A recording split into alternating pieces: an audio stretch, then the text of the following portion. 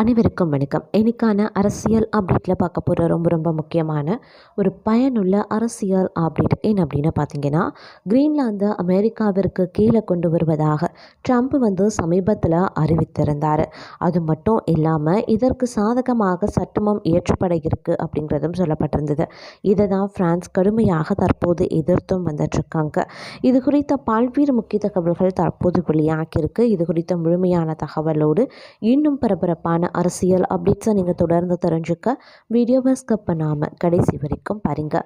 இந்த பதிவு உங்களுக்கு மிக பயனுள்ள விகிதத்தில் இருக்கும்.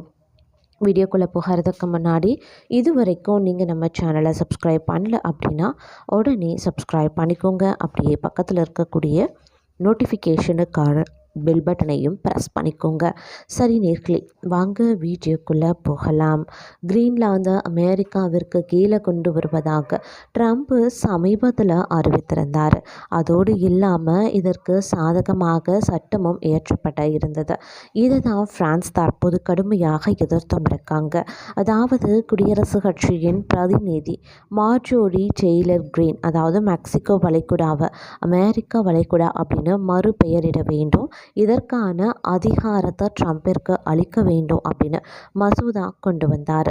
குடியரசுக் கட்சியின் பிரதிநிதி டஸ்டி ஜான்சன் பனமா கால்வாயை அமெரிக்கா வாங்குவதற்கான பேச்சுவார்த்தைகளை அங்கீகரிக்கும் மசோதாவை அறிமுகப்படுத்தினார். இதுவும் ட்ரம்பிற்கு பனமா கால்வாயை விலை பேசும் அதிகாரத்தை வழங்கும். குடியரசுக் கட்சியின் பிரதிநிதி ஆண்டி ஓக்லிக்ஸ் 2 பக்கங்கள் கொண்ட மேக் கிரீன்லாண்ட் கிரேட் அகைன் ஆக்கெட் ஆயை பயன்படுத்துகிறார். இதன் மூலம் ட்ரம்ப் கிரீன்லாந்தை வாங்குவதற்கு பேச்சுவார்த்தை நடத்த அதிகாரம் வழங்கப்படும். அது மட்டும் இல்லாமல் அமெரிக்க அதிபர் டொனால்ட் ட்ரம்ப் 4 முக்கியமான நாடுகளை அல்லது வேறு நாட்டின் பகுதிகளை தனது நாட்டுடன் இணைக்க திட்டமிட்டும் இருக்கார். இதற்காக இராணுவ படைகளை களமிறக்கவும் தயார் அப்படின்னு அவர் அறிவித்தும் இருந்தார். அமெரிக்க அதிபர் டொனால்ட் ட்ரம்ப் பனமா கால்வாய் மற்றும் கிரீன்லாந்தை கையகப்படுத்த வேண்டும், அதோடு கனடாவை அமெரிக்காவுடன் இணைக்க வேண்டும் அப்படின்னு அழைப்பு விடுத்தார். இது தொடர்பாக அவர் கடந்த சில நாட்களாகவே பேசியும் வருகிறார். இப்படிப்பட்ட நிலையில தான் உடனே இந்த பகுதிகளை அமெரிக்காவுடன் இணைக்க வேண்டும். பனமா கால்வாய் மற்றும் கிரீன்லாந்து இரண்டும் அமெரிக்காவுடன் இருக்க வேண்டிய பகுதிகள். இந்த பகுதிகளை அமெரிக்காவிற்கு கொண்டு வர வேண்டும். அப்படி இல்லைங்கிற பட்சத்தில் அதற்காக படைகளை கூட அனுப்புவேன், தேவைப்பட்டால் மொத்த இராணுவத்தை கூட அனுப்புவேன். கனடாவை பொறுத்த வரைக்கும் அப்படி கிடையாது. அவர்களுக்கு பொருளாதார அழுத்தத்தை நான் தருவேன். மெக்சிகோ அமெரிக்காவின் ஒரு அங்கமாக இருக்க வேண்டும். செஸ் விளையாடுவது போல தான் இவர்களுக்கும் பொருளாதார தடை உள்ளிட்ட அழுத்தங்களை நான் கொடுப்பேன். அவர்கள் அமெரிக்காவின் புதிய மாகாணங்களாக மாற வேண்டும். பணிகள் தொடங்குவதற்கு முன்பாக பனமா கால்வாய் மற்றும் கிரீன்லாந்து பகுதிகளை நான் அதிபர் ஆனதும் அமெரிக்காவுடன் இணைக்க பணிகளை செய்வேன் அப்படின்னு சொல்லியும் இருந்தார். இந்த பகுதிகள் பாதுகாப்பு ரீதியாக அமெரிக்காவிற்கு மிகவும் முக்கியம் அப்படிங்கிறத மறக்க வேண்டாம். அதே சமயம் இதை அடுத்து கிரீன்லாந்துக்கு ஆதரவாக பிரான்ஸ் படைகளை அனுப்ப முடிவு செய்திருக்காங்க. முதல் கட்டமாக சில 1000 பேரை கிரீன்லாந்துக்கு அனுப்ப பிரான்ஸ் திட்டமிட்டுள்ளதாக சொல்லப்படுதுங்க. அது மட்டும் இல்லாமல் கனடா பிரதமர் ஜஸ்டின் ட்ரூடோ ராஜினாமா செய்த நேரம் பார்த்து கனடாவை அமெரிக்காவுடன் இணைக்கும் முயற்சியை மீண்டும் மேற்கொண்டிருக்காங்களாம். அமெரிக்க அதிபர் டொனால்ட் ட்ரம்ப் கனடாவில் அரசியல் சிக்கல் நிலவி வரும் நிலையில் ட்ரம்ப் மீண்டும் இந்த முயற்சியில் இறங்கி இருக்கிறதாகவும் சொல்லப்படுது. அது மட்டும் இல்லாமல் பிரதமர் ட்ரூடோவின் ராஜினாமாவை தொடர்ந்து அமெரிக்காவின் 51வது மாநிலமாக கனடாவும் இணைய வேண்டும் அப்படின்னு அமெரிக்க அதிபராக தேர்ந்தெடுக்கப்பட்ட ட்ரம்ப் அழைப்பு விடுத்திருக்காரு. கனடா அமெரிக்காவின் 51வது மாநிலமாக மாறுவதை உள்பட பலரும் விரும்புகிறாங்க. கனடா அமெரிக்காவின் தயவில் தான் இருக்குது. நாம் அவர்களுக்கு நிதி உதவி கொடுக்குறோம், நிறைய சலுகைகளையும் கொடுக்குறோம், ஏற்றுமதி இறக்குமதி வாய்ப்பையும் தரும். இனி அப்படியெல்லாம் வழங்க முடியாது. கனடா அமெரிக்காவுடன் இணைந்தால் கட்டணங்கள் இருக்காது, வரிகள் குறையும். மேலும் ரஷ்யா மற்றும் சீன கப்பல்களின் அச்சுறுத்தலில் இருந்து கனடா முற்றிலும் பாதுகாப்பாகவே இருக்கும்.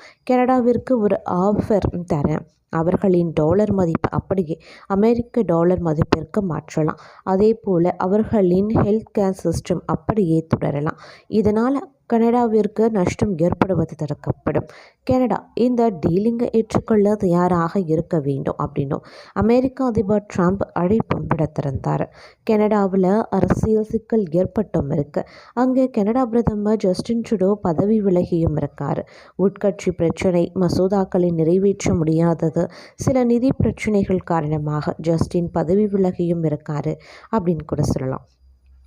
அது மட்டும் இல்லாமல் அமெரிக்க அதிபர் டொனால்ட் ட்ரம்ப் பாகிஸ்தானுக்கு வழங்கப்பட்டு வந்த நிதி உதவியை தற்காலிகமாக நிறுத்துவதாக அறிவித்தும் இருக்கிறாரு. அது மட்டும் இல்லாமல் அவர் பாகிஸ்தான் பயங்கரவாத அமைப்புகளுக்கு ஆதரவு அளிப்பதாக குற்றம் சாட்டி இதனை அறிவித்திருக்காராம்.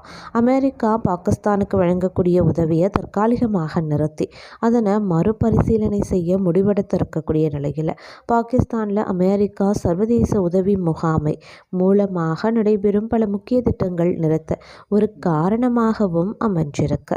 பாகிஸ்தானுக்கு அமெரிக்கா வருடத்திற்கு சுமார் 1.5 பில்லியன் டாலர்கள், அமெரிக்க டாலர்கள், அதாவது சுமார் 11,000 கோடி அளவில் நிதி உதவி வழங்கி வந்திருக்காங்க. இந்த உதவி பாகிஸ்தானின் உருவாக்கம், வளர்ச்சி மற்றும் பாதுகாப்பு துறைகளில் பங்களிப்பு அளிக்க முக்கிய காரணமாகவும் இருந்திருக்கு. இந்த சூழலில் இப்போது இனிமே நிதி உதவி வழங்கப்படாது அப்படின்னு அமெரிக்காவும் முடிவெடுத்திருக்கிறதாக பாகிஸ்தானின் எரிசக்தி, ஆரோக்கியம், விவசாயம், கல்வி மற்றும் செருக்கு உதவி போன்ற துறைகளில் பல திட்டங்களையும் பாதித்திருக்கு. பாகிஸ்தானுக்கு வழங்கப்படும் உதவிகளை நிறுத்தி அமெரிக்கா, இஸ்ரேல் மற்றும் எகிப்து போன்ற நாடுகளுக்கு மட்டும் உதவி வழங்க தொடங்கியது அப்படின்னும் செய்திகளும் வெளிவந்த வண்ணமே இருக்கு. உலகளாவிய உதவிகளை வழங்கும் முக்கிய அமைப்பாக இருக்கிறதுனால இந்த முடிவு பல உலகளாவிய திட்டங்களை பாதிக்க வாய்ப்புள்ளதாகவும் சொல்லப்படுது. இது குறித்து வெள்ளை மாளிகையில் செய்தியாளர்களுடன் பேசிய டொனால்ட் ட்ரம்ப் என்ன சொல்லியிருந்தார் அப்படின்னா, பாகிஸ்தான் பல ஆண்டுகளாக பயங்கரவாத குழுக்களுக்கு ஆதரவு அளித்து வருவதாக நான் நினைக்கிறேன்.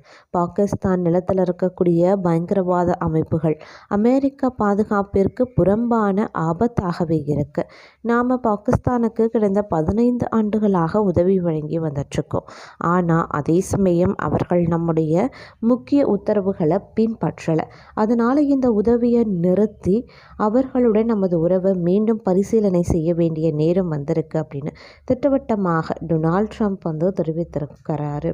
அது மட்டும் இல்லாமல் அமெரிக்காவுடன் அதிக அளவில் ஆயுத ஒப்பந்தங்களை மேற்கொள்ள வேண்டும் அப்படின்னு இந்தியாவிற்கு டொனால்ட் ட்ரம்ப் பார்த்தோம் அப்படின்னா நெருக்கடி கொடுக்க திட்டமிட்டிருக்கிறதாகவும் சொல்லப்படுது. போர் விமானங்கள், போர் வாகனங்கள் முதல் ஏரோ என்ஜின்கள் மற்றும் ஏவுகணைகள் வரைக்கும் பலவற்றை இந்தியாவிடம் விற்க ட்ரம்ப் நிர்வாகம் ஆலோசனை செய்து வந்துட்டுருக்காங்களாம். 25 பில்லியனுக்கும் அதிகமாக அமெரிக்காவிடம் இந்தியா வர்த்தகம் செய்து வந்துட்டுருக்கு. இந்த நிலையில தான் அமெரிக்காவிடமிருந்து இந்தியா கூடுதல் ஆயுதங்களை வாங்க வேண்டும் அப்படின்னு ட்ரம்ப் நெருக்கடி தந்து வந்துட்டுருக்காரு. சமீபத்தில் இந்தியா அமெரிக்க அரசாங்கத்துடன் 31 ஆயுதமேந்தத்தில் பிரிட்டேட்டர் ரிமோட் பைலட் விமானங்களுக்கான மெகா பில்லியன் ஒப்பந்தத்தை மேற்கொண்டிருந்தாங்க. அதன் பின் ட்ரோன் வாங்குவதற்கான 520 பில்லியன் ஒப்பந்தத்தையும் மேற்கொண்டிருக்கு. இந்த நிலையில தான் அமெரிக்காவில் இருந்து கூடுதல் இராணுவ பொருட்களை இந்தியா வாங்க உள்ளதாக சொல்லப்படுது. இதுபோக அமெரிக்காவில் இருந்து இறக்குமதி செய்யப்படும் ஒரு சில உயர்தர பொருட்களுக்கான வரிகளை இந்தியா குறைக்கலாம் அப்படின்னு தகவல் வெளியாகியிருக்கு. அதாவது எஃகு, விலை உயர்ந்த மோட்டார் சைக்கிள்கள் மற்றும் எலக்ட்ரானிக் பொருட்கள் ஆகியவை மீதான இறக்குமதி வரி குறைக்கப்படலாம். இத்தகைய நடவடிக்கை காரணமாக உள்நாட்டு தொழில்களில் பெரிய தாக்கம் ஏற்பட வாய்ப்பில்லை அப்படின்னும் சொல்லப்படுது. இது சனிக்கிழமை மத்திய நிதியமைச்சர் நிர்மலா சீதாராமன் பட்ஜெட்டை தாக்கல் செய்யும் போது உறுதிப்படுத்தப்படலாம் அப்படின்னு சொல்லப்படுது. அமெரிக்காவில் இருந்து 20 பொருட்களை இந்தியா இறக்குமதி செய்கிறாங்க. அவற்றிற்கு 100% அதிகமான வரி விதிக்கப்பட்டிருக்கு. இதை தான் இந்தியா குறைக்கவும் இருக்காங்க. அமெரிக்காவிற்கு வரி மூலமாக அழுத்தம் கொடுக்கும் நாடுகள் மீது கடுமையான வரி விதிப்பை மேற்கொள்ளப் போவதாக அமெரிக்க அதிபர் ட்ரம்பும் தெரிவித்திருந்தார். இதில் கவனிக்க வேண்டிய விஷயம், இந்த எச்சரிக்கையை ட்ரம்ப் குறிப்பிட்டிருக்கக்கூடிய நாடுகளில் இந்தியாவின் பெயரும் இடம்பெற்றிருக்கு. சீனா, இந்தியா மற்றும் பிரேசில் ஆகிய நாடுகளை அதிக வரி விதிக்கும் நாடுகள் அப்படின்னு அமெரிக்க அதிபர் டொனால்ட் ட்ரம்ப் தெரிவித்திருந்தார். இந்த நாடுகள் மீது நாங்கள் கூடுதல் வரிகளை விதிக்க போகிறோம். இந்த நாடுகள் பொதுவாக எங்களுக்கு தீங்கு விளைவிக்கும் நாடுகள் அப்படின்னும் அவர் சொல்லியிருந்தார்.